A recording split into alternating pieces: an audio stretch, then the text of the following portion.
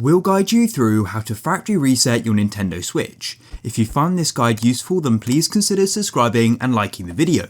So maybe you want to go and sell it, or maybe you just want to have a fresh start on your Switch, you probably want to go and factory reset it.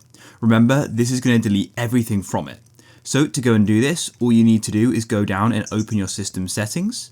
On the left here, scroll all the way to the bottom to System and click on it. And then you need to scroll right to the bottom of System as well to Formatting Options. Click there.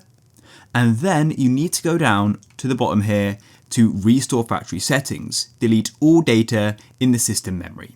So click on that, just like so. There's some important information here, so read through it. And then what you need to do is go and press on Next. And it then says this console will connect to the internet to unlink your Nintendo account. That's fine, I'll click Next. And then what you need to do is confirm you wish to restore the factory settings. I'll then click there, just like so, and it's now starting.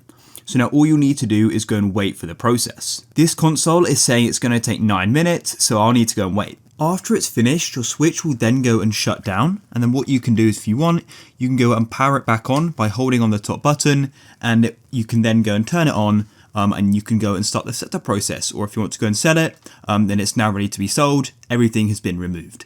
If you guys found this useful, then please consider subscribing and liking the video.